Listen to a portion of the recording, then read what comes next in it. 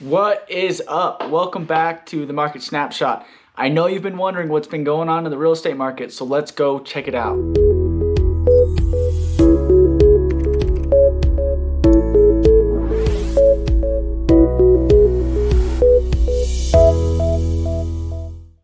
Before we get started, make sure you go and subscribe to the Wasatch Front Living YouTube channel so you don't miss out on any cool content, just like these market updates, custom home tours, city tours, all of the good stuff. So go ahead and do that. And a big thank you to all of those that have already subscribed to the channel. We really appreciate you guys. If you guys don't already know, I'm a realtor here in Utah. So if you're looking to buy or sell a home, reach out to me with any questions at all. Or if you're wondering how to get the process started, we can do that for you as well. So give me a call or text or an email and we can get that going. All right, without further ado, let's go ahead and dig into what's been going on. So days on market last week, we were at 20 days. This week, we've jumped up a tiny bit to 23 days on market, and that's for the Wasatch Front. Still going really, really fast, so if you're in the buying market, make sure you're ready to act fast. Average sell price last week was at $424,000. This week, we've dropped down just a tiny bit to $417,000. So not much of a change, but a tiny bit of a decline there. Number of sold homes. Last week we were at 687. This week we've jumped up a little bit to 702 sold homes.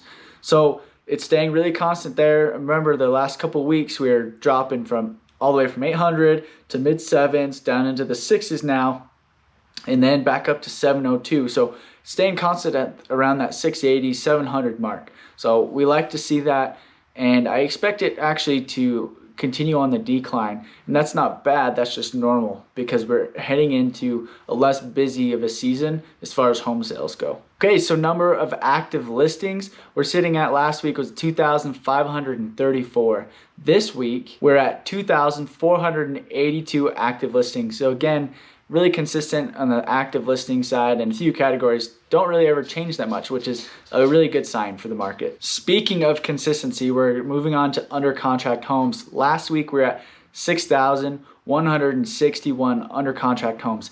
This week we're at 6,157 under contract homes. So no real movement there, and it's been that way for pretty long time with that category. Now, interest rate last week was at 2.94%. That was a tiny bit of a jump from the 2.93% the previous week. Now this week we've jumped up to 3.05% for a 30-year fixed rate mortgage. So that's not much of a change, but it still is a little bit of a change. Even little changes in that interest rate mean a couple $100 a year or a couple $100 there or there, and over the life of the loan it adds a little bit to the amount you're going to be paying over time.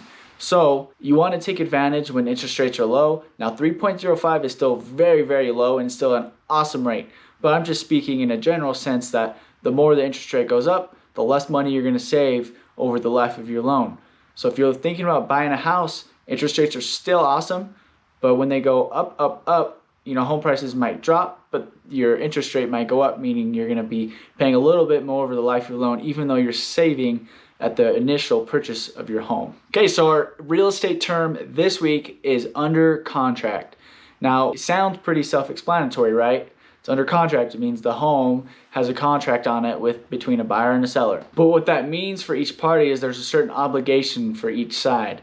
So the under contract for the seller means that they're no longer able to entertain or accept new offers on the home. So that's a good thing for a buyer, meaning that once they have you under contract, that you don't have to worry about competing with other buyers. You have it under contract, you have the terms set. Now all you have to do as a buyer is meet those terms that are laid out in that contract.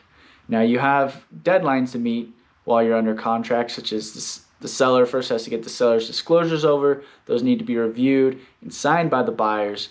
And then the buyer has a due diligence period where they can do more investigation, such as getting a home inspection to see if there might be anything wrong with the home that they hadn't previously known about. And then the buyer obviously has the financing and appraisal deadline where they can go out and get an appraisal done to get the value of the home. Hopefully it meets what the purchase price is, so the lender will lend on that full amount. And then there's the settlement deadline, which is what a lot of people will call closing day, where everyone goes and signs the paperwork and the home gets recorded in the buyer's name, etc., etc. So that all happens while the home is under contract. Now, if any of those deadlines aren't met, the buyer defaults on one of the deadlines or anything like that, the home then falls back into the market and can go under contract once again. Okay guys, that is the market update for you this week. Thank you so much for joining us. I hope you learned a little bit about what's going on in the market. I hope you learned a little bit more about real estate terms and how deals come together and all that good stuff. So again guys, I'm a realtor here in Utah. If you are looking to buy or sell a home,